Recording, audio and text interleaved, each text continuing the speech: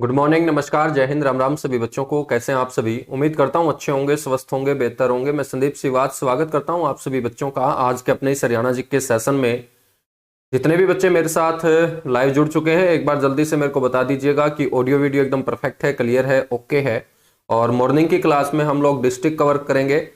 Morning की class में आज जिस डिस्ट्रिक्ट को मैं पढ़ाने जा रहा हूं वो बच्चों आपका डिस्ट्रिक्ट होगा सोनीपत डिस्ट्रिक्ट। तो सारे के सारे बच्चे सोनीपत के बारे में बहुत सारी बातें ऑलरेडी जानते होंगे। जो बातें तुम नहीं जानते हो वो हम क्लास के माध्यम से सोनीपत के बारे में जानेंगे। तो एक बार सारे के सारे बच्चे कमेंट करके मेरे को बता दीजिएगा ऑडियो वीडियो एकदम परफेक्ट है, क्लियर है, ओके है। और उसके बाद हम आगे बढ़ते हैं। जितने भी बच्चे क्लास में जुड़े हुए हैं, दीपू, शालू, अमित, यशपाल, अजय, सोनिया, प्रमजीत, अंकुर, प्रीति, कांता, विक्की, सुनील, मनोज, नरेंद्र, सुनील, मोहित, नानू, योगेश, मोहित, हर्षित, मोनिका, प्रमिला, हर्ष, मैं भी जुड़ा हुआ हूं, चलेगा, राजविंदर कौर, हर्ष शर्मा। जितने भी बच्चे जुड़े हुए हैं सारे के सारे बच्चे एक बार कमेंट करके बता दीजिएगा ऑडियो वीडियो एकदम परफेक्ट है, क्लियर है, ओके है। चलेगा, आगे बढ़ेंगे। फिर बच्चों शुरुआत करेंगे सोनीपत डिस्ट्रिक्ट की। सोनीपत डिस्ट्रिक्ट को पढ़ना स्टार्ट करते हैं। आप लोगों ने हरियाणा के मानचित्र के ऊपर सोनीपत डिस्ट्रिक्ट को देखा भी होगा। यह है आपका दिल्ली के ठीक ऊपर सोनीपत।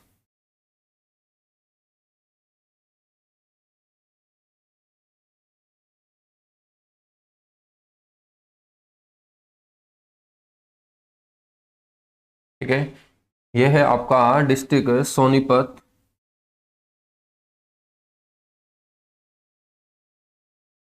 और इस सोनीपत के साथ यदि हम बात करें तो सीमा कौन कौन बनाता है, तो एक तो ये डिस्ट्रिक्ट सोनीपत के साथ सीमा बनाता है जिसका नाम क्या है, पानीपत।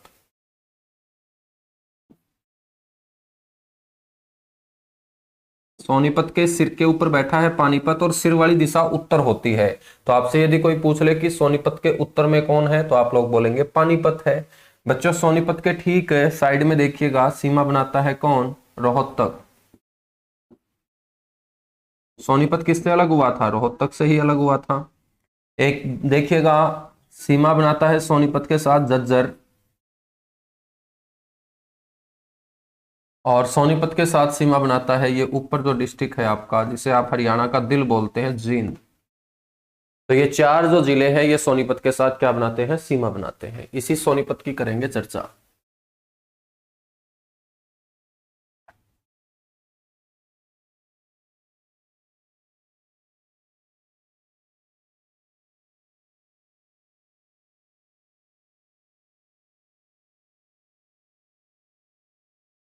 जब भी हम जिले की शुरुआत करते हैं तो सबसे पहले जिले की स्थिति को जानते हैं। स्थिति का मतलब क्या होता है कि जिस भी जिले के बारे में हम पढ़ रहे हैं वो हरियाणा के मानचित्र के ऊपर कौन सी दिशा में स्थित है, उसे हम क्या बोलेंगे, स्थिति बोलेंगे।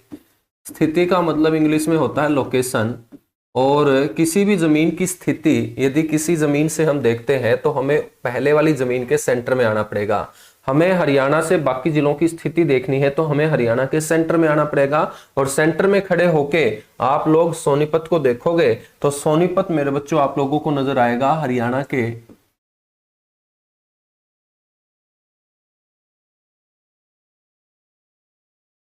पूर्व में। सेंटर में आके आप देखोगे सोनीपत की तरफ तो आपको राइट हैंड साइड सोनीपत नजर आएगा। और राइट हैंड साइड हमेशा होती है पूर्व। और पूर्व के साथ साथ सोनीपत का जो एरिया है वो आपको नजर आएगा उत्तर पूर्व में, नॉर्थ ईस्ट में।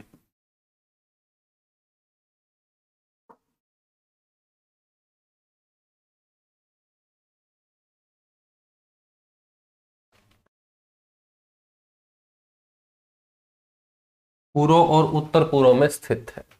स्थिति के बाद हम बात करेंगे बच्चों अस्तित्व की। अस्तित्व का मतलब है कि सोनीपत को जब हम जिले के रूप में पढ़ रहे हैं तो ये सबसे पहले जिला कब बनाया गया था हरियाणा के अंदर। अस्तित्व को बोलते हैं फॉर्मेशन।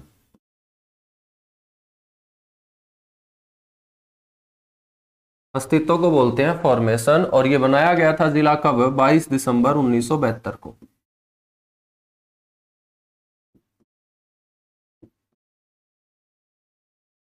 22 दिसंबर 1972। 22 दिसंबर 1972 को जो ये जिला बनाया गया था ये अलग किया गया था बच्चों किससे, रोहतक जिले से। आपसे यह भी पूछा जा सकता है कि वो जिला कौन से जिले से अलग हुआ है, तो सोनीपत किससे अलग हुआ था? रोहतक से अलग हुआ था। मैंने आपको यह भी बताया था कि राज्य के अंदर जिला बनाने की जो पावर होती है लोगों की दृष्टि के हिसाब से, वो मुख्यमंत्री के पास। तो उस समय मुख्यमंत्री कौन थे बच्चों? मुख्यमंत्री थे चौधरी बंसीलाल लेगा।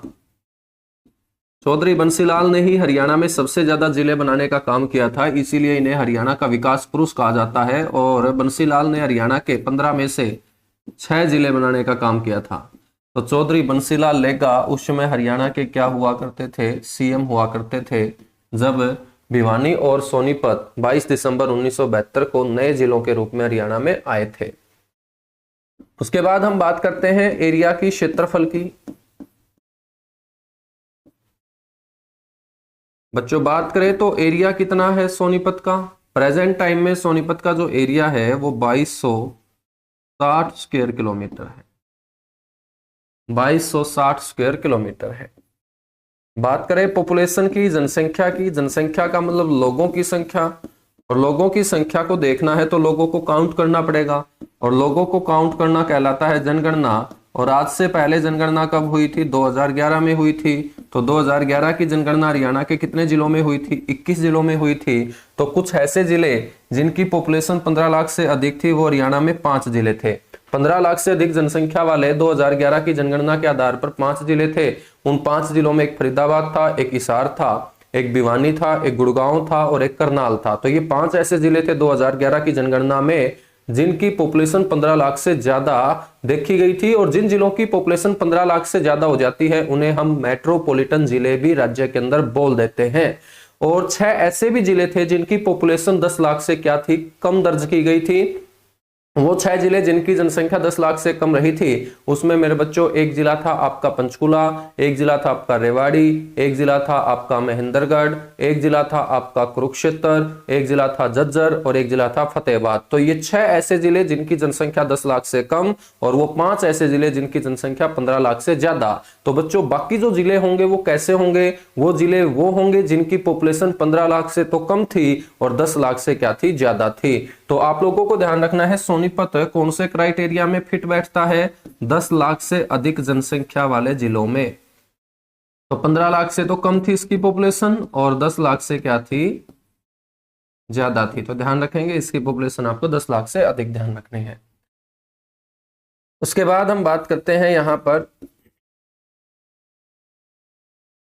इसके पुराने नाम को लेकर। बच्चों सोनीपत को आज सोनीपत बोलते हैं, लेकिन महाभारत काल में सोनीपत को बोला जाता था सोनप्रस्थ। क्या बोला जाता था? सोनप्रस्थ बोला जाता था। इसको ऐसे भी सोनप्रस्थ लिखा जाता है, इसको कई जगह ऐसे भी आप लोगों को लिखा मिला सोनप्रस्थ। अब ये जो नाम लिखा पाया गया है ये कहाँ लिखा पाया गया है? ये महाभारत ग्रंथ में भी लिखा पाया गया है और साथ ही साथ अष्टाध्यायी में भी लिखा पाया गया है। अष्टाध्यायी 8 अध्यायों वाली पुस्तक है जो संस्कृत भाषा में पाणिनि नाम के ऋषि के द्वारा लिखी गई है। और इसी अष्टाध्यायी में हरियाणा के अधिकतर स्थानों के पुराने नाम हमें देखने को मिलते हैं, जिसमें सोनीपत का नाम सोनप्रस्थ के नाम से दर्शाया गया है। पुराने नाम के बाद हम बात करते हैं इसके नामकरण की। नामकरण का मतलब होता है कि इसका नाम जो सोनीपत पड़ा है उसके पीछे कारण क्या है। जैसे आपका नाम कुछ भी रखा गया होगा, है ना, आपका नाम मोनिका रखा गया होगा, तो आपकी दादी ने आपका नाम मोनिका ही क्यों रखा? सोनिका भी रख सकती थी। तो कुछ ना कुछ कारण रहे होंगे ना। तो वही सोनीपत के हम कारण को देखेंगे। तो सोनीपत का नाम जो सोनीपत पड़ा है उसके पीछे कारण है श्रवण कुमार। वही श्रवण कुमार जिसने अपने बूढ़े माता पिता को कंधों के ऊपर बैठा के तीर्थ यात्रा करवाने का काम किया था। तो लोगों का मानना है कि उसी श्रवण कुमार के कारण इसे क्या बोलते हैं? सोनीपत बोलते हैं।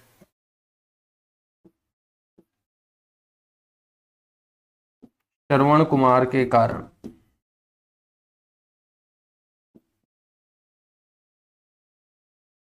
तो श्रवण कुमार के कारण बच्चों इसका नाम क्या पड़ा है? सोनीपत पड़ा है। नामकरण के बाद हम बात करेंगे उपनाम। उपनाम का मतलब होता है कि सोनीपत को सोनीपत के अलावा अन्य किन नामों से पुकारा जाता है। एक तो बच्चों इसे बोला जाता है हरियाणा की एजुकेशन सिटी। हरियाणा की एजुकेशन सिटी रोहतक को नहीं बोला जाता, ये ध्यान रखना। जैसे जैसे मैं पढ़ा रहा हूं बस उसी को फॉलो करना है। यदि आप मेरे से अलग होके चलोगे तो फिर आप लोगों के दिमाग में डाउट बनते चले जाएंगे और क्वेश्चन भी आप गलत करते चले जाओगे। तो जैसा जैसा मैं आप लोगों को बताता हूं बस उसी को फॉलो करना है। हरियाणा की एजुकेशन सिटी बोलते हैं इसे। लेकिन सर यदि सोनीपत ऑप्शन में ना हो और हमसे एजुकेशन सिटी पूछा जाए, तो बच्चों यदि सोनीपत ऑप्शन में नहीं है तो एजुकेशन सिटी फिर आप रोहतक को बोल सकते हो। यदि सोनीपत भी ऑप्शन में है, रोहतक भी ऑप्शन में है, तो एजुकेशन सिटी सबसे पहले सोनीपत बनेगा, क्योंकि राजीव गांधी के नाम पर एजुकेशन सिटी की जो स्थापना है वो सोनीपत में ही की गई है। और जब यहाँ एजुकेशन सिटी की स्थापना की गई तो बच्चों इसे एजुकेशन सिटी के नाम से हरियाणा में पुकारा जाना शुरू किया जाता है। ठीक है, एजुकेशन सिटी के बाद इसे हम और क्या बोलते हैं, इसे बोलते हैं गोल्डन सिटी।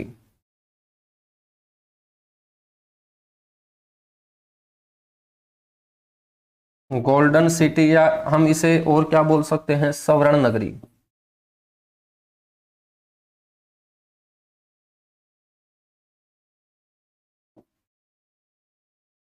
गोल्डन सिटी, या इसे हम क्या बोल सकते हैं, स्वर्ण नगरी बोल सकते हैं। ठीक है, तो पहले बड़ा सुंदर शहर हुआ करता था, ये महाभारत काल की बात है। बताया जाता है ये सोने का ही शहर हुआ करता था और सोने का शहर होने के कारण इसे गोल्डन सिटी बोला गया, स्वर्ण नगरी बोला गया, सोनप्रस्थ बोला गया। सोन का मतलब सोना ही है यहाँ। ठीक है, नेक्स्ट बच्चों इसे बोला जाता है एटलस सिटी। एटलस साइकिल बनाने का जो पहला कारखाना है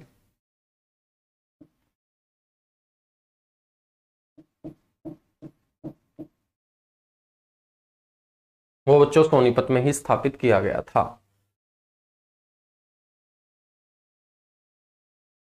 नोट्स आप लोगों को बनाने पड़ेंगे भाई, और जो पीडीएफ है आप देखिएगा ये मैं आप लोगों को प्रोवाइड नहीं करवा सकता हूं। ठीक है, जैसा बोर्ड पे लिखता हूं सेम पीडीएफ नहीं प्रोवाइड करवा सकता हूं, ये ध्यान रखना।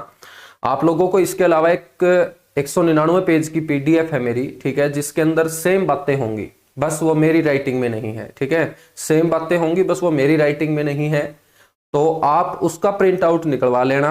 ठीक है, लेकिन 70% जो सिलेबस है वो आपको, जो मैं एक पीडीएफ आज या कल में अपलोड कर दूंगा। ठीक है, आज या कल में वो पीडीएफ आपको अपलोड कर दूंगा, वो निकलवा लेना। उसके अंदर कुछ एक्स्ट्रा खाली पेज जुड़वा लेना, और कोई भी नई बात है जो मैं बताता हूं या जो आपके पास पीडीएफ है उसके अंदर कोई मिस्टेक है वो साथ के साथ आप क्या करते जाइएगा, ठीक करते जाइएगा। समझ में आई बात? तो जो बच्चा मेहनत नहीं कर सकता है, जिस बच्चे के पास टाइम नहीं है, जो बच्चा कुछ और एक्स्ट्रा काम करता है, कहीं प्राइवेट सेक्टर में जॉब करता है, तो सीधी सी बात है उसके पास नोट्स बनाने का टाइम नहीं होगा, तो उस बच्चे को मैं पीडीएफ प्रोवाइड करवा देता हूं।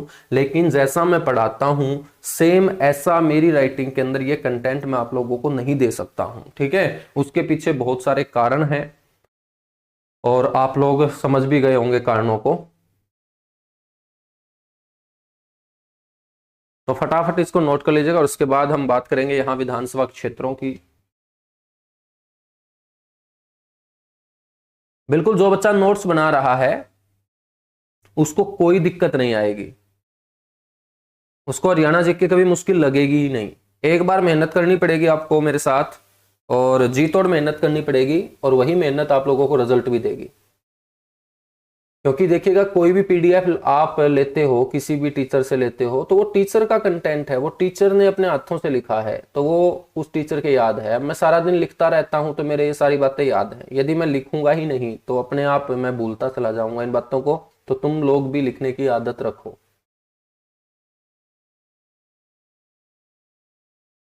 चलेगा, फिर आगे बढ़ेंगे। अब बात करते हैं विधानसभा क्षेत्र की।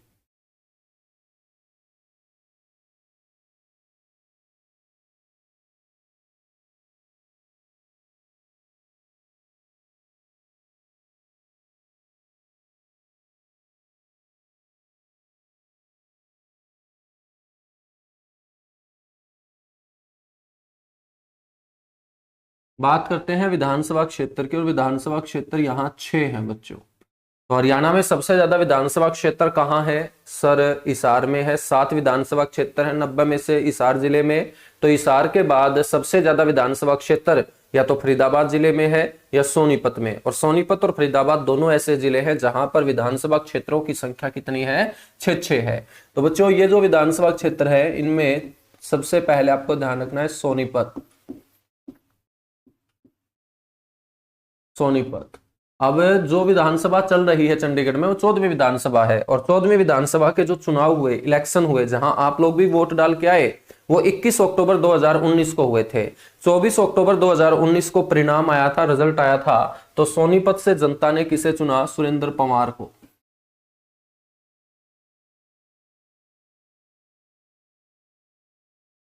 तो सुरेंद्र सिंह पंवार यहां से क्या है? विधायक है। दूसरी जो सीट है बच्चों वो है खरखोदा। सोनीपत की दूसरी जो सीट है वो है खरखोदा, और खरखोदा जो सीट है वो आरक्षित सीट है।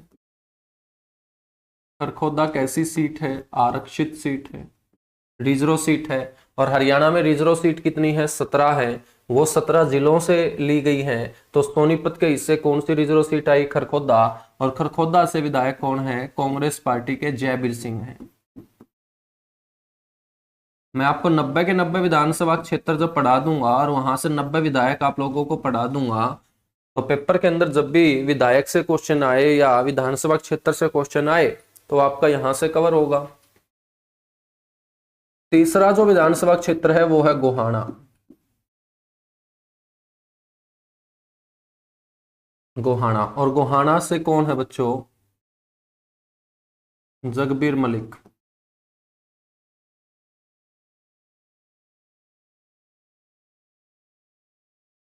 गोहाना से कौन है? जगबीर मलिक। गोहाना के बाद हम बात करेंगे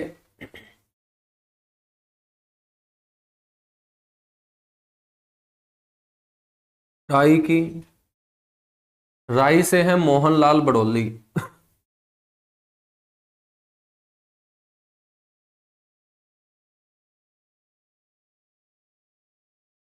मोहनलाल बड़ोली राई से क्या है? विधायक है। पांचवें नंबर पे है गन्नौर। गन्नौर से है मेरे बच्चों महिला विधायक निर्मल रानी। तो वर्तमान की विधानसभा में महिला विधायकों की संख्या 9 है, और उन 9 में एक महिला विधायक गन्नौर से है निर्मल रानी। और छठी जो विधानसभा सीट है यहां पर वो है बड़ौदा। और बड़ौदा में पीछे उपचुनाव हुआ था, तो कांग्रेस पार्टी के इंदुराज नरवाल, कांग्रेस पार्टी के इंदुराज नरवाल उर्फ बालू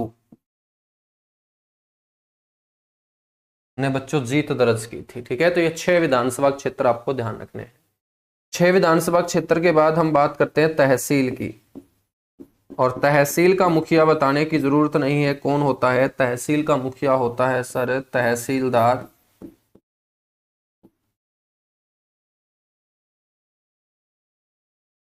तहसील का मुखिया कौन होगा? तहसीलदार होगा।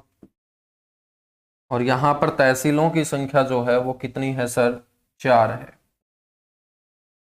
ठीक है बच्चों, इन 4 तहसीलों में नंबर 1 है सोनीपत।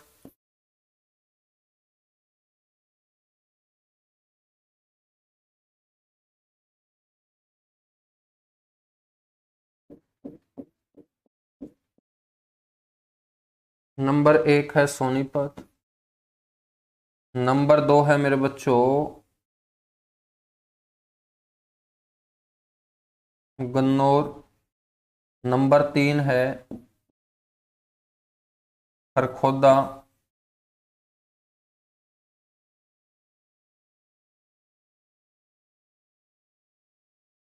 नंबर 4 है गोहाना। तो ध्यान रखना है 6 विधानसभा क्षेत्रों में से 4 विधानसभा क्षेत्रों के नाम पर क्या है? तहसील है। तहसील के बाद हम बात करते हैं उप तहसील की। उप का मतलब छोटा होता है, तो तहसील से छोटा क्या होगा? उप तहसील होगा। तो उप तहसील का मुखिया कौन होगा? फिर तहसीलदार से जो छोटा होगा। तहसीलदार से छोटा कौन होता है? नायब तहसीलदार। और यहाँ पर बच्चों 2 उप तहसील हैं। इन 2 उप तहसीलों में ध्यान रखना है, नंबर 1 खानपुर कला। खानपुर कलां जहां पर हम महिला विश्वविद्यालय पढ़ेंगे, ये उप तहसील है सोनीपत जिले की। और दूसरे नंबर पे है राई।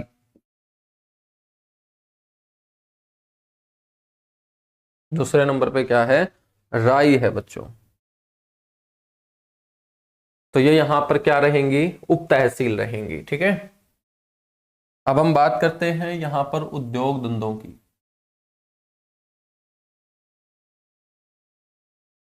सोनीपत जिले में कौन कौन से उद्योग धंधे हैं?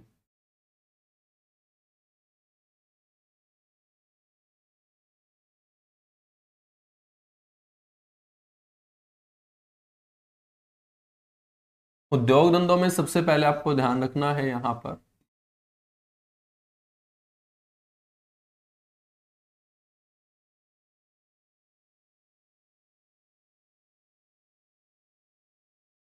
याकुल्ट। Yakult probiotic.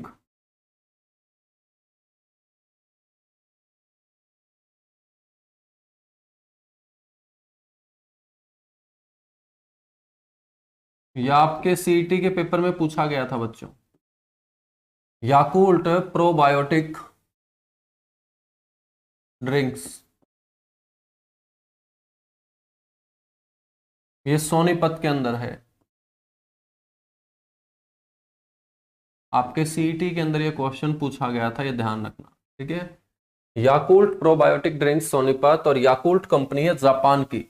तो ये भी आपको पता होना चाहिए कि कौन से देश के सहयोग से इसे स्थापित किया गया है।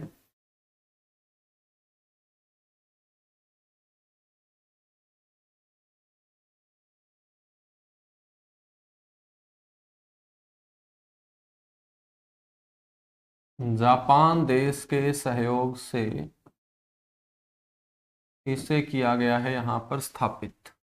याकुल्ट के बाद सबसे बड़ा जो यहाँ पर कारखाना जिसके चलते सोनीपत को क्या मिली पहचान, वो है एटलस।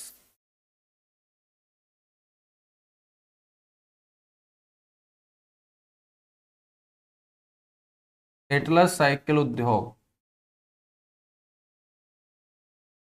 और एटलस साइकिल उद्योग सोनीपत में जब स्थापित किया गया, भारत में एटलस साइकिल का पहला कारखाना सोनीपत में ही स्थापित किया गया था बच्चों, जो कि अब बंद हो चुका है। बात करें तो ये जो उद्योग है इसकी स्थापना 1951 के अंदर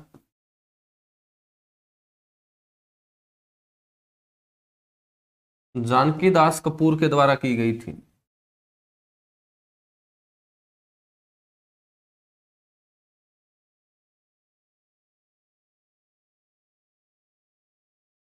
जानकी दास कपूर के द्वारा इसकी स्थापना की गई थी। ये भारत में एटलस साइकिल का पहला कारखाना था। एटलस साइकिल के कई कारखाने थे भारत में। एटलस साइकिल का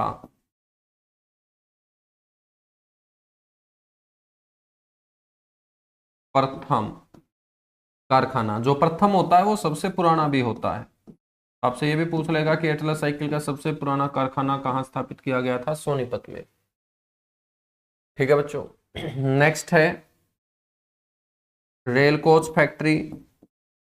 कोच का मतलब क्या होता है? डिब्बे। जिन डिब्बों में तुम बैठ के जाते हो ना, रेलवे उन्हें डिब्बा नहीं बोलता, कोच बोलता है। और डिब्बे दो टाइप के हैं, एक तो जिसके अंदर आदमी बैठ के जाएंगे उसको तो हमने कोच बोल दिया, एक जिसके अंदर सामान को लाद के ले जाया जाता है, मतलब मालगाड़ी वाले जो डिब्बे होते हैं उन्हें वैगन कहा जाता है। तो मालगाड़ी के डिब्बे वैगन कहलाते हैं और यात्री गाड़ी के डिब्बे क्या कहलाते हैं? कोच कहलाते हैं। तो यहां पर यात्री गाड़ी के डिब्बे बनेंगे। रेल कोच फैक्ट्री की हम बात कर रहे हैं।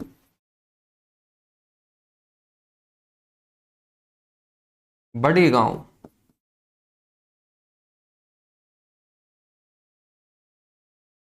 कौन सा? बड़ी गांव। बड़ी गांव जो है गन्नौर तहसील का बच्चों गांव है, और गन्नौर तहसील है सोनीपत जिले की। ये जो फैक्ट्री है ये प्रस्तावित है, कहीं तुम देखो कि यहीं पे रेलगाड़ी के डिब्बे बनते हैं कि नहीं है, ठीक है। तो अभी ये प्रस्तावित है रेल कोच फैक्ट्री। इसके अलावा हम बात करेंगे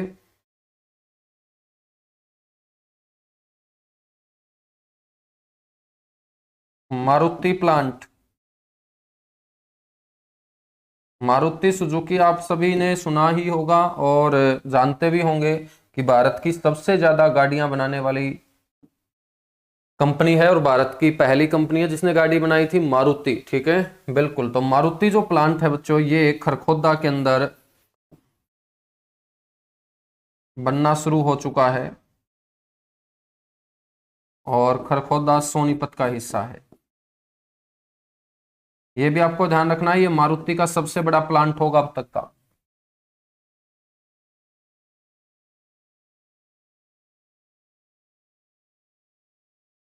मारुति का मतलब होता है भगवान हनुमान। तो भगवान हनुमान के नाम पर ही कंपनी का नाम मारुति है। Maruti is equal to Hanuman होता है। ठीक है, तो ये मारुति कंपनी का तीसरा प्लांट होगा। पहला प्लांट मारुति ने गुड़गांव में लगाया था, दूसरा प्लांट मानेसर में लगाया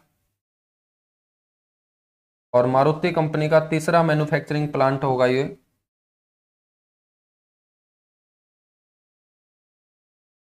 और सबसे बड़ा मारुति कंपनी का ये प्लांट होगा।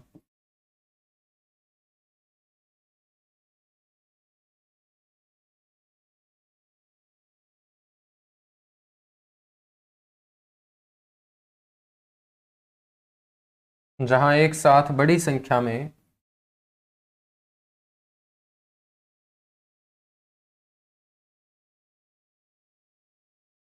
गाड़ियां बनाई जाएंगी बच्चों। और इसका उद्घाटन नरेंद्र मोदी के द्वारा किया गया है अभी पीछे।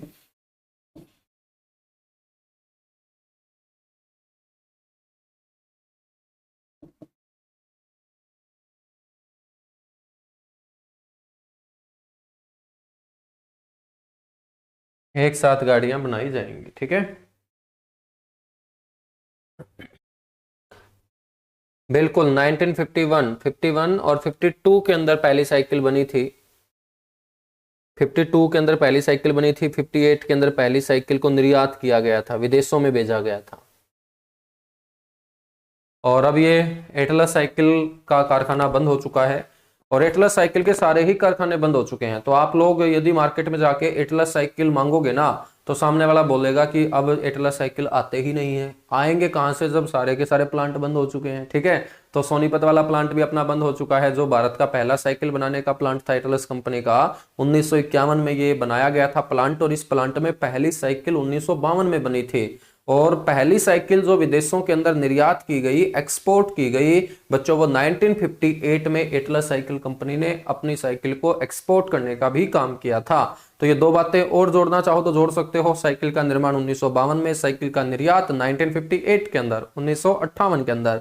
इसके अलावा एक और बात जोड़ना चाहो तो 1978, 1978 के अंदर एटलस कंपनी ने पहली बच्चों रेसर साइकिल बनाई थी। रेसर साइकिल का मतलब जो साइकिलिंग की जाती है, साइकिलों की जो रेस होती है, जहां पर साइकिलिंग की जाती है उसे वेलोड्रम कहा जाता है। ठीक है, और वेलोड्रम मैं आप लोगों को जो टॉपिक हम पढ़ रहे हैं मिसलेनियस स्पोर्ट्स वाला, वहां पे बताऊंगा कि हरियाणा के अंदर जो वेलोड्रम है वो कुरुक्षेत्र के अंदर है। कहाँ है? कुरुक्षेत्र के अंदर। तो 1978 में कंपनी ने क्या बनाई थी? पहली रेसर साइकिल भी बनाई थी, जिसने भाग लेना शुरू किया रेस के अंदर, जो साइकिलों की रेस होती है। तो एक बार फटाफट नोट कीजिएगा, उसके बाद आगे बढ़ेंगे।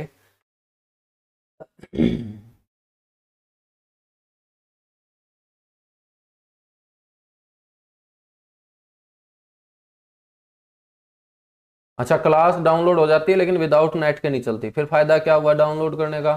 चलो, ऐसा जिसका भी इश्यू आ रहा है ना, वो मेरे नंबर के ऊपर, मेरा नंबर तो तुम लोगों के पास होगा ना? हाँ, तो मेरे नंबर के ऊपर एक छोटी सी वीडियो क्लिप आप लोग बना के भेजिएगा। कोई भी प्रॉब्लम आती है एप्लीकेशन में, देखिएगा मैं भी टेक्निकल रूप से कमजोर हूं, मेरे को भी इतनी नॉलेज नहीं है टेक्निक पार्ट की, और आप लोग भी थोड़े से कमजोर ही होंगे ना। तो इसके लिए जो पूरी की पूरी टेक्निकल टीम होती है एप्लीकेशन की, तो मैं उसको फॉरवर्ड कर सकता हूं।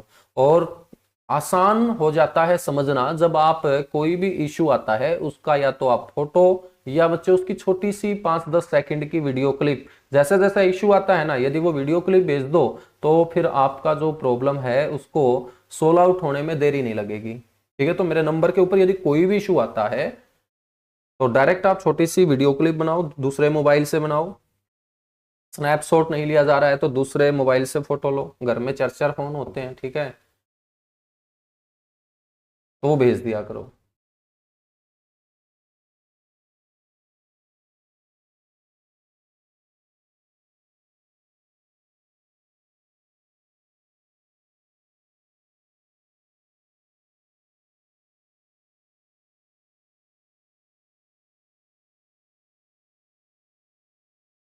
बहुत बढ़िया, बहुत बढ़िया, बहुत बढ़िया, चलेगा, आगे बढ़े फिर। अरे दूसरे फोन से बोल रहा हूँ, दूसरे फोन से। क्या यार सचिन वर्मा, ठीक है, क्या बात है, सुबह सुबह लस्सी पी ली है क्या? है? इस दिमाग को थोड़ा सा धक्का लगाया करो तुम लोग।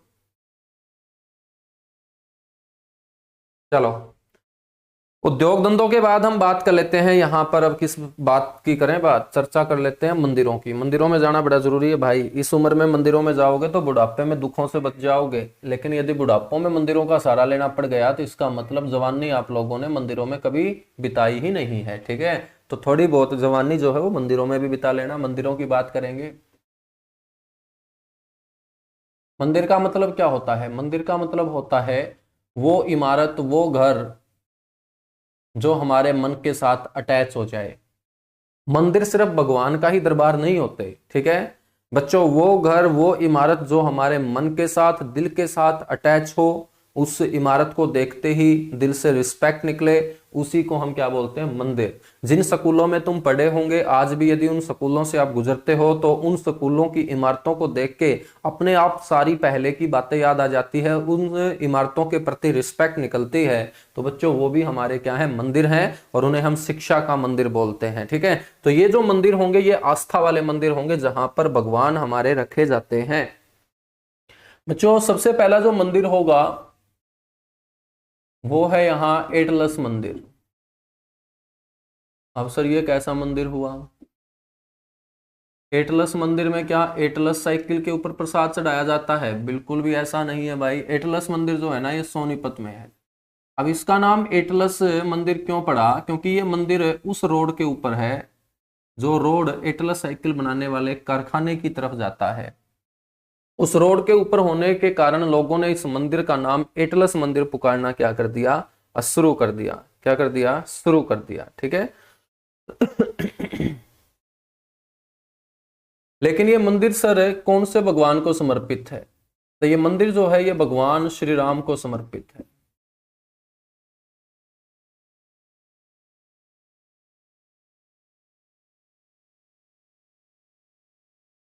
भगवान श्री राम को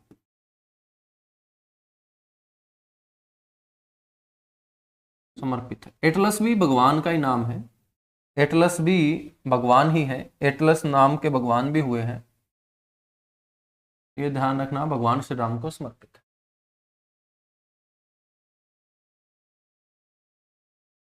दूसरा मंदिर ध्यान रखना, सोनीपत के अंदर प्राचीन गुरु गोरक्षनाथी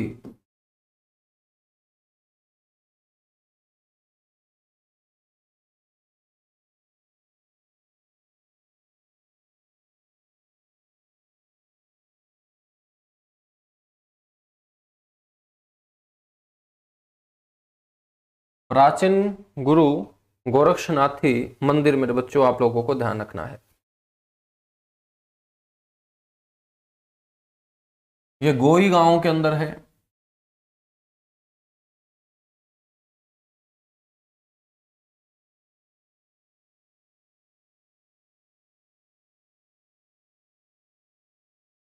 ये गोई गांव के अंदर, गोई गांव जो है खरखोदा तहसील का मेरे बच्चों क्या है? गांव है, ठीक है। और हरियाणा के अंदर ये जो गांव है या ये जो मंदिर है ये नाथ संप्रदाय का प्रारंभिक स्थल माना जाता है। नाथ संप्रदाय समझते हो आप लोग? जो बाबा अपने कान के अंदर बड़े बड़े कुंडल धारण करते हैं वही अपने नाम के पीछे नाथ जोड़ते हैं। तो हरियाणा में नाथ संप्रदाय का दूसरा नाम कानफाड़ा संप्रदाय भी है। तो हरियाणा में नाथ संप्रदाय का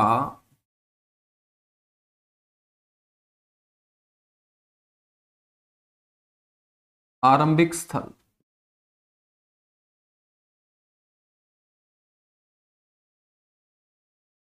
ठीक है। नेक्स्ट जो है बच्चों यहाँ पर एक धाम है जिसको हम बोलते हैं बाबा धामी।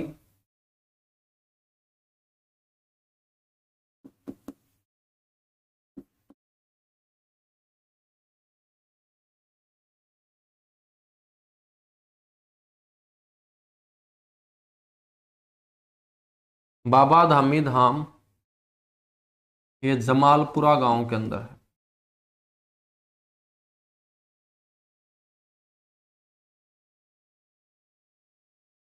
और जमालपुरा गांव सोनीपत में।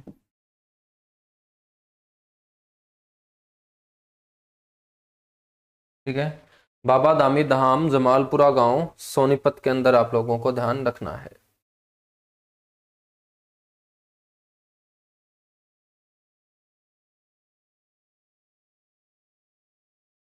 बाबा दामी धाम के अंदर भगवान शिव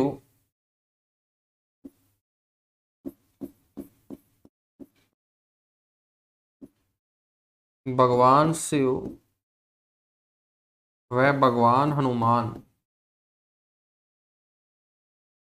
भगवान शिव व भगवान हनुमान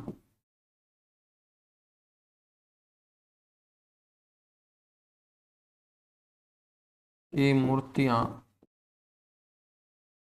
क्या की गई है, स्थापित की गई। क्या की गई है, स्थापित की गई है। नेक्स्ट है बच्चों दादा शंभुनाथ धाम।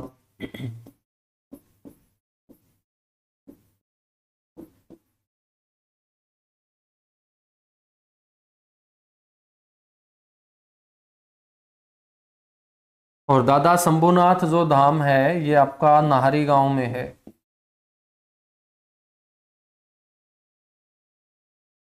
नाहरी गांव सोनीपत।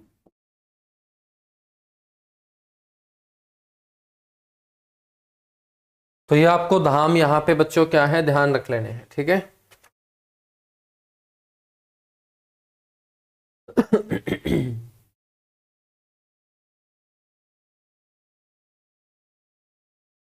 मंदिरों के बाद चलते हैं मेलों में। और मैं आप लोगों से पूछूं कि मेले क्या होते हैं, तो आप लोग आसानी से बता दोगे कि सर जहां पे भी भीड़ लग जाती है भीड़ को ही मेला बोलते हैं। ठीक है। तो सबसे पहला जो मेला है वो आप लोगों को ध्यान रखना है, बाबा सम्मक का मेला।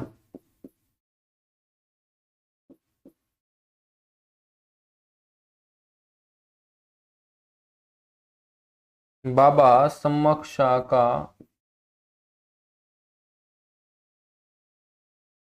मेला।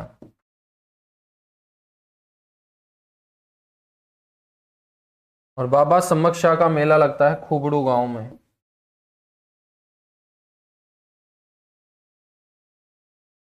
और खुबड़ू गांव है मेरे बच्चों सोनीपत डिस्ट्रिक्ट का गांव। बाबा सम्मक का मेला खुबड़ू गांव। खुबड़ू गांव मशरूम की खेती के लिए जाना जाता है। अगला जो मेला है वो है बाबा डेरा नगन बालकनाथ का मेला।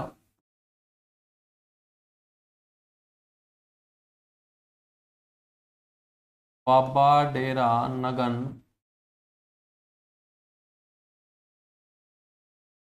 बालकनाथ का मेला।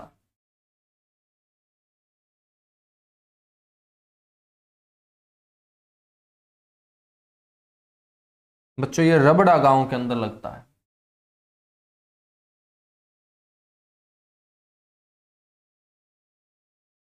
और रबड़ा गांव सोनीपत का ही गांव है। नेक्स्ट है सतकुंबा मेला।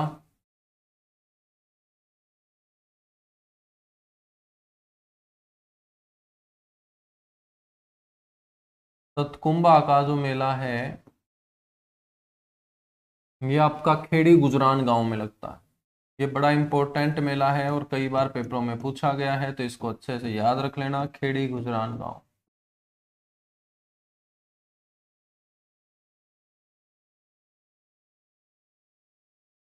बच्चों ये जो सतकुंबा है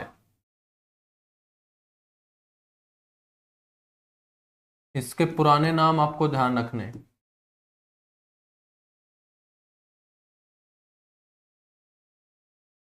इसको पहले जलालाबाद के नाम से जाना जाता था।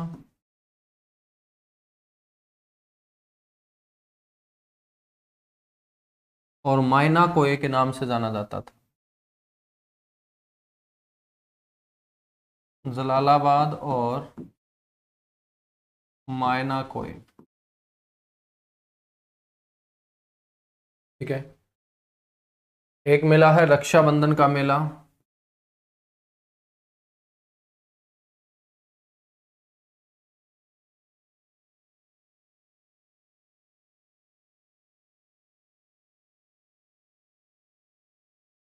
और रक्षाबंधन का जो मेला लगता है ये भी आपका सोनीपत में आयोजित होने वाला मेला है।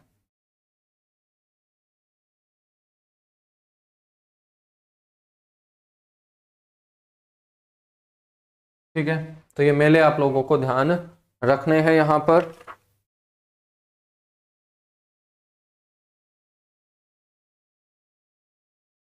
फटाफट कीजिएगा नोट। अब हम शिक्षा की बात करेंगे फिर।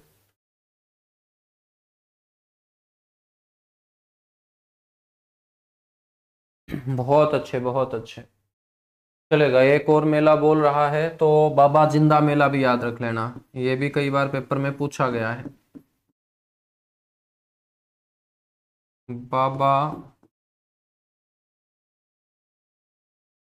जिंदा मेला। जल्दी से नोट करके डन लिखिएगा और उसके बाद आगे बढ़ेंगे। मोई गांव। मोई गांव सोनीपत।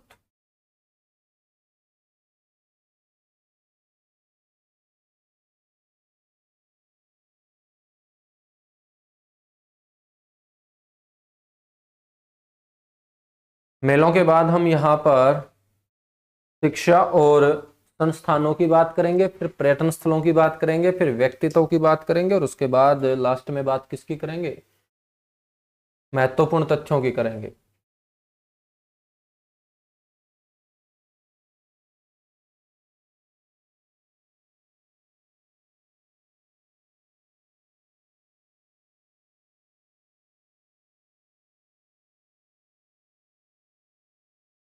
चलेगा।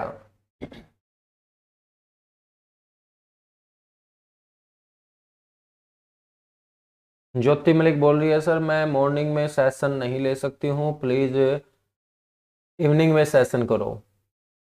गुड़िया फिर मैं इवनिंग में लूंगा तो एक लड़की बोल देगी कि सर इवनिंग में नहीं ले सकती हूँ, मॉर्निंग में सेशन करो। फिर मैं मॉर्निंग में लूंगा, फिर एक दो लड़का बोल देगा कि सर ना मैं मॉर्निंग में ले सकता हूँ सेशन ना इवनिंग में, आप दोपहर को ही सेशन कर दो। तो रिमोट तुम लोगों के हाथ में नहीं है कि जैसा तुम बोलोगे वैसा वैसा मैं करते जाऊंगा, है ना। कोई दिक्कत नहीं है। ऑनलाइन पढ़ने का मजा ही इस बात में है कि जब आप सेशन अटेंड नहीं कर सकते हो तो फिर जब आपके पास टाइम हो तब अटेंड कर लिया करो। वो रिकॉर्डेड फॉर्म में आप लोगों के पास वीडियो रहेगी 6 मंथ। 6 के 6 महीने आप कितनी बार भी वीडियो देखो, लेकिन देखो जरूर वीडियो। ठीक है। बैच खरीदने से सिलेक्शन नहीं आएगा, साथ के साथ पढ़ने से आएगा। आराम से पढ़ना पड़ेगा, बिना बोदरेशन टेंशन के पढ़ना पड़ेगा। ठीक है। ज्यादा सुपर फास्ट बनने की कोशिश भी नहीं करनी है। जितना करवाया जाता है एक बार में ही ऐसा करो कि हमें बार बार उस चीज को ना पढ़ना पड़े। बिल्कुल। खूबड़ू मशरूम के लिए फेमस है ना। बिल्कुल भाई, खूबड़ू मशरूम की खेती के लिए फेमस है।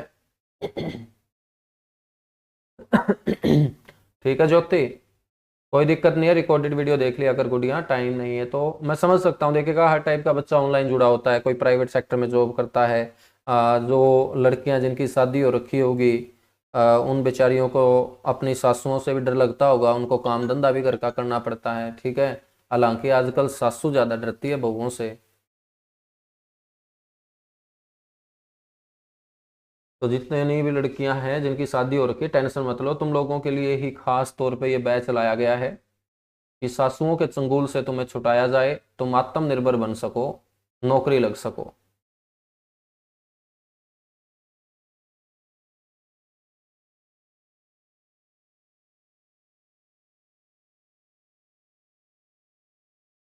ठीक है। और तुम साथ के साथ पढ़ती रहोगी तो सासुओं के चंगुल से जल्दी ही छुटा लेंगे आप लोगों को। आत्मनिर्भर बन जाओगी फिर। ठीक है। जब खुद पैसा कमाना स्टार्ट कर दोगे तो फिर सासू भी अपने आप समझ जाएगी कि अब जो दौर है वो बहुओं का आ चुका है। आगे बढ़ेंगे। शिक्षा और संस्थान पढ़ेंगे बच्चों।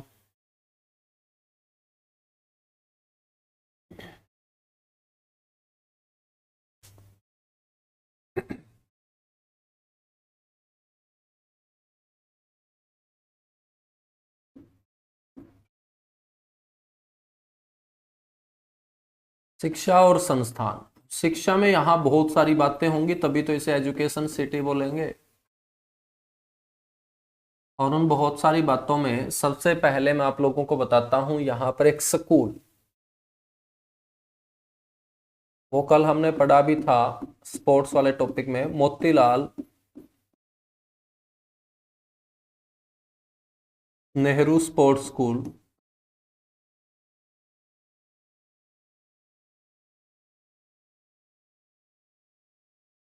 मोतीलाल नेहरू स्पोर्ट्स स्कूल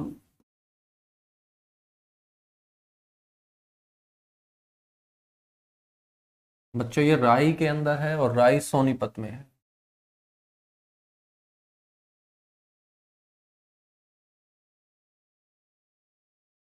ठीक है, बात करें इसकी स्थापना की,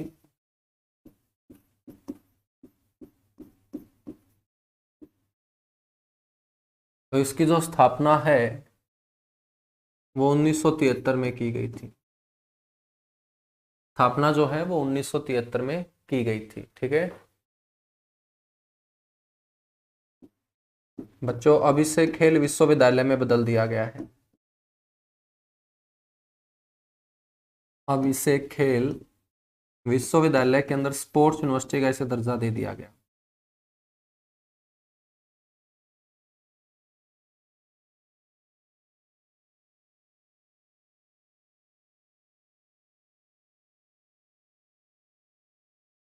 और मैंने आपको यह भी बताया था कि हरियाणा का सबसे बड़ा इंडोर स्टेडियम वो इसी स्कूल के अंदर है। ठीक है, मोतीलाल नेहरू स्पोर्ट्स स्कूल के साथ साथ यहाँ पर बच्चों की पढ़ाई के लिए भी एक स्कूल खोला गया, उसका नाम है कमला नेहरू स्कूल।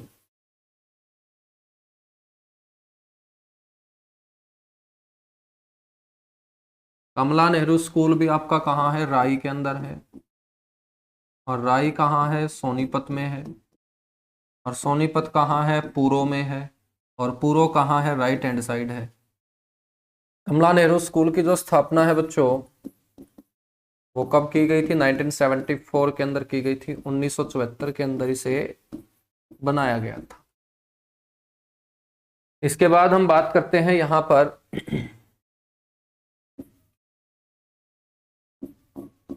दीनबंधु छोटूराम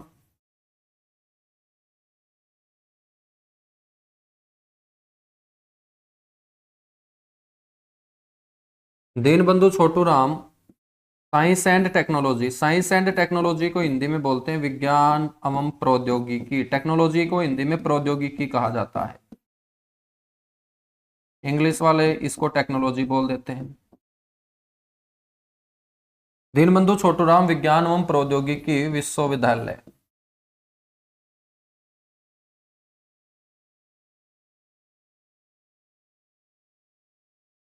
बच्चों बात कर लेते हैं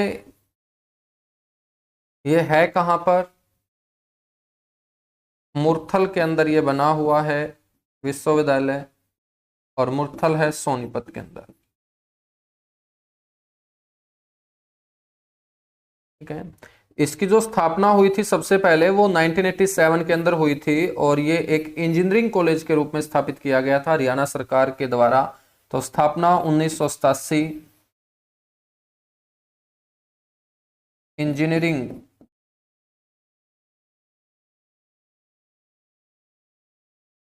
कॉलेज के रूप में। बहुत अच्छे राजविंदर, आपका बेटा आपके साथ तैयारी कर रहा है तो बहुत अच्छी बात है, और आपके बेटे को बहुत बहुत शुभकामनाएं। और अभी से पढ़ने की उसकी आदत लगेगी तो आगे चल के वो भी अच्छा करेगा। तो 1987 इंजीनियरिंग कॉलेज के रूप में। बच्चों आपको यह भी पता होना चाहिए कि जो बीटेक कॉलेज है अपने हरियाणा में पहला सरकारी खोला गया था वो मुरथल के अंदर ही खोला गया था, और ये प्रदेश का प्रथम सरकारी इंजीनियरिंग कॉलेज रहा था। प्रथम अक्सर पुराना भी होता है, तो ये प्रदेश का प्रथम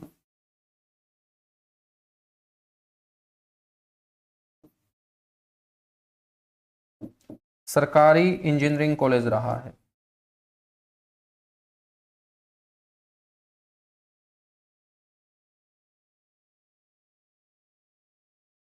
अब इंजीनियरिंग कॉलेज के अंदर जो इंजीनियरिंग की पढ़ाई करवाई जाती है, तो इंजीनियरिंग में बहुत सारी ट्रेड होती हैं, कोई इलेक्ट्रिकल होती है, कोई कंप्यूटर होती है, ठीक है, कोई मैकेनिकल होती है। तो इस कॉलेज ने अपनी शुरुआत जो किसी की थी वो किससे की थी? मेरे बच्चों ध्यान रखना है, इसने अपनी शुरुआत की थी मैकेनिकल इंजीनियरिंग से।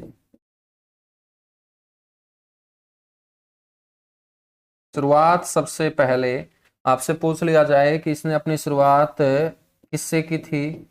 मैकेनिकल। जो पहला कॉलेज हो, पहली यूनिवर्सिटी हो, तो उसकी शुरुआत अक्सर पूछ ली जाती है। जैसे कुरुक्षेत्र यूनिवर्सिटी, कुरुक्षेत्र की जब हम बात करेंगे तो उसने अपनी शुरुआत संस्कृत डिपार्टमेंट से की थी, तो इसने अपनी शुरुआत मैकेनिकल इंजीनियरिंग से की। और बच्चों इसी कॉलेज को विश्वविद्यालय का जो दर्जा दे दिया गया, यूनिवर्सिटी का जो दर्जा दे दिया गया, वो दे दिया गया 2006 में। इसे यूनिवर्सिटी का दर्जा कब दिया गया? 2006 में दिया गया। नेक्स्ट आपकी यूनिवर्सिटी है भगत फूल सिंह के नाम पर।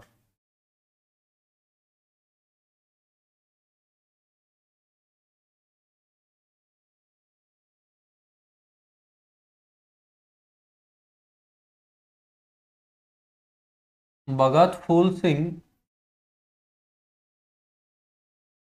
महिला विश्वविद्यालय।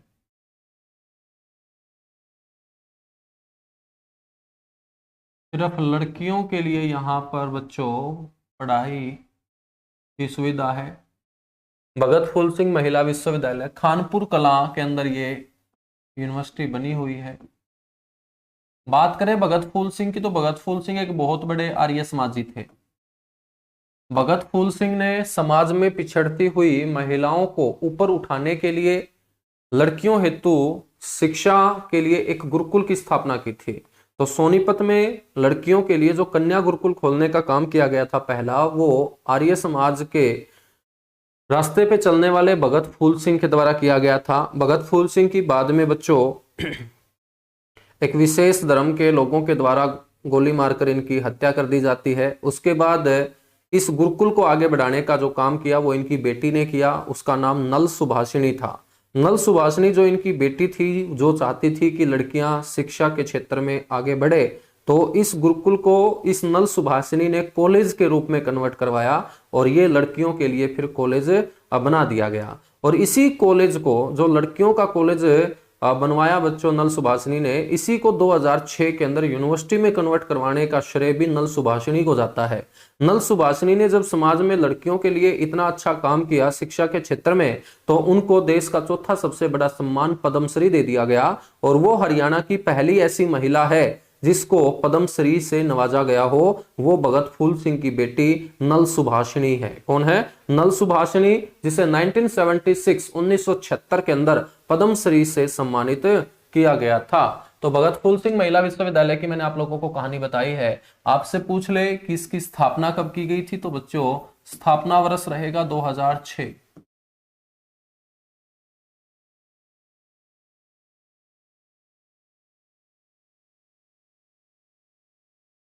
स्थापना वर्ष जो रहेगा वो 2006 रहेगा।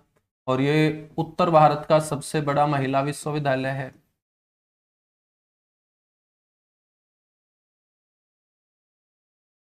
इनके जो वीसी वगैरह है ना, वो बाद में पढ़ेंगे, ठीक है, क्योंकि वो चेंज हो जाते हैं, बदल जाते हैं। तो लास्ट में जब मैं स्टैटिक पार्ट तुम्हें पढ़ाऊंगा ना, तब मैं आप लोगों को सारे यूनिवर्सिटी के वीसी भी बता दूंगा, ठीक है।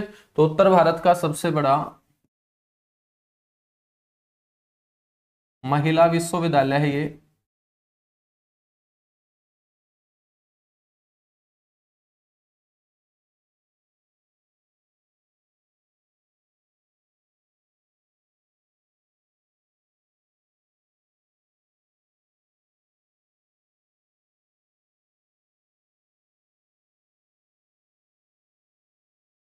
बच्चों इसको विश्वविद्यालय बनाने में सबसे ज्यादा योगदान जिसका रहा है, वो भगत फूल सिंह की बेटी का रहा, नल सुभाषिनी।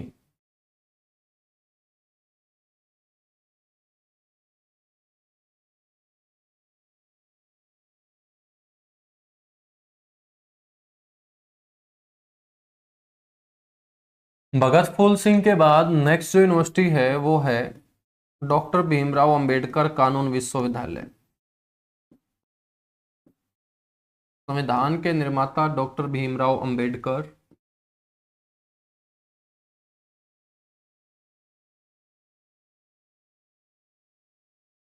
ला यूनिवर्सिटी, ला का मतलब कानून।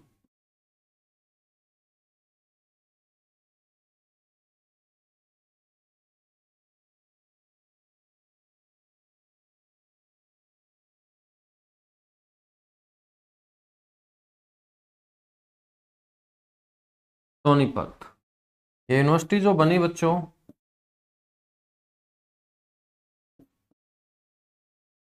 वो 2012 में बनी। और ये यूनिवर्सिटी जो है ये प्रदेश की प्रथम और एकमात्र ला यूनिवर्सिटी है। प्रदेश के अंदर पहला ला कॉलेज पंचकुला में खोला गया था, लेकिन यहाँ पर ला यूनिवर्सिटी की बात हो रही है तो प्रदेश की प्रथम व एकमात्र।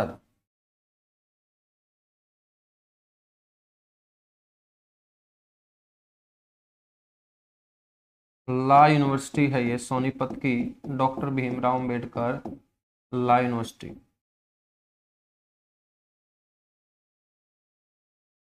इसके बाद नेक्स्ट है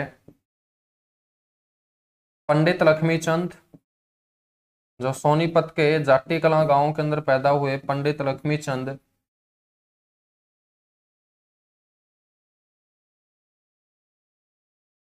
आर्ट एंड कल्चर,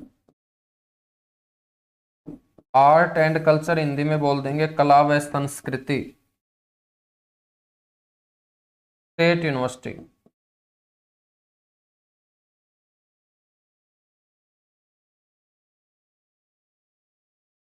बच्चों ये जो है ये अटेरना गांव सोनीपत के अंदर प्रस्तावित है, ये अभी तक बनी नहीं है। पंडित लक्ष्मीचंद के नाम पर एक यूनिवर्सिटी रोहतक में भी मैंने आपको बताई। रोहतक के अंदर जो यूनिवर्सिटी है ना पंडित लक्ष्मीचंद के नाम पर, उसका नाम है Pandit Lakshmichand State University of Performing and Visual Art. और ये है कैसी, आर्ट एंड कल्चर। तो बस यहां से शहर चेंज होगा, आर्ट एंड कल्चर है तो सोनीपत बोलेंगे, और state University of Performing and Visual art है तो बच्चों रोहतक बोलेंगे, सेक्टर 14 के अंदर रोहतक में है ना। तो Pandit Lakshmichand art and Culture State University जो है वो अटेरना गांव के अंदर, जो सोनीपत का ही गांव है, प्रस्तावित है। मतलब बनी नहीं है, बनना तय है। यहां का जवाहर नवोदय विद्यालय भी आप लोगों को बता देता हूं। हरियाणा के 21 ऐसे जिले हैं जहां पर तुम्हें जवाहर नवोदय विद्यालय देखने को मिलेंगे, लेकिन 22वां जो जिला बना है चरखी दादरी, वहां तक अभी जवाहर नवोदय विद्यालय स्टैब्लिश नहीं हुआ है। और मेरे बच्चों यहाँ का जो जवाहर नवोदय विद्यालय है वो है बुटाना के अंदर, बुटाना सोनीपत, बुटाना सोनीपत। ठीक है, तो आज के लिए इतना सा ही हम करेंगे सोनीपत के बारे में। बाकी जो बातें हैं वो कल की क्लास में करेंगे। और मॉर्निंग में आप लोगों का डिस्ट्रिक्ट चलता रहेगा, इवनिंग के अंदर बच्चों आपका मिसलेनियस चलता रहेगा। ठीक है, और यदि तुम 2 क्लासेस से परेशान हो जाओगे तो फिर हम 1 क्लास कर लिया करेंगे। काफी बच्चों के मेरे पास ये भी आए कि सर 1 ही क्लास कर लिया करो क्योंकि अभी पेपर का आता पता नहीं है। ठीक है, तो आप जल्दी जल्दी 2-2.5 महीने में सिलेबस करवा दोगे तो आगे हमारी रिविजन अच्छे से नहीं हो पाएगी। तो जैसा जैसा तुम बोलते जाओगे, यानी कि घर जैसा तुम्हें लगेगा, ऐसा नहीं है कि मैं आप लोगों की बातों के विपरीत जाके चीजें करूंगा, बस आप लोगों की तैयारी बेहतर हो। और वो तैयारी बेहतर कैसे भी हो, ठीक है, मेरे से जो तुम अपेक्षा रखोगे वो तो मैं आप लोगों को खरा उतरूंगा उन अपेक्षा के ऊपर। आपको कंटेंट चाहिए, कंटेंट आपको जबरदस्त मिलेगा। बाकी जगह से बहुत ज्यादा तुम अलग फील करोगे अपने आप को। और जब इस बैच को कंप्लीट करोगे तो सही मायने में तुम्हें लगेगा, इतना भरोसा दिलाता हूं कि आप ठगा हुआ महसूस नहीं करोगे। ठीक है, जो आपने अपनी मेहनत का पैसा दिया है इस बैच के अंदर, वो कभी भी आप लोगों को ठगा हुआ महसूस नहीं करवाएगा कि हम गलत जगह जुड़ गए थे। आप लोगों को आउटपुट मिलेगी मिलेगी, मैक्सिमम क्वेश्चन आप ठीक करेंगे ही करेंगे। और बाकी बच्चों से आप हरियाणा जीके के अंदर जबरदस्त रिजल्ट लेके आएंगे ही आएंगे, क्योंकि रिजल्ट आएगा बेहतरीन कंटेंट से, और वो बेहतरीन कंटेंट होना चाहिए एरर फ्री। कंटेंट हर जगह आप लोगों को मिल सकता है, लेकिन उसकी ये तसल्ली नहीं है कि इसके अंदर गलती है या नहीं है।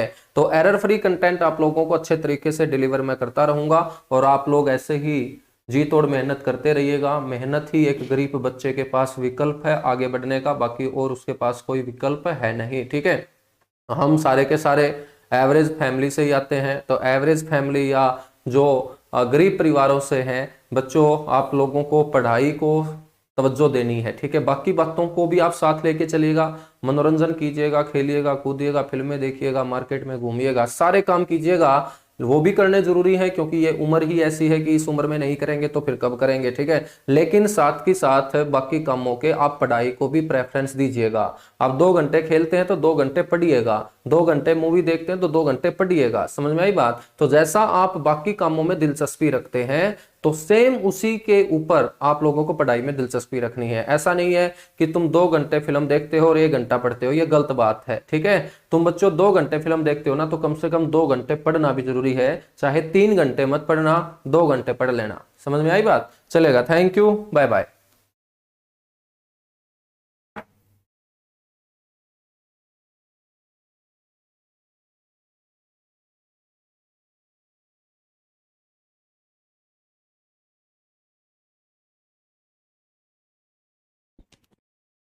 कोई दिक्कत नहीं, 2 क्लास तो चलाएंगे ना अभी तो।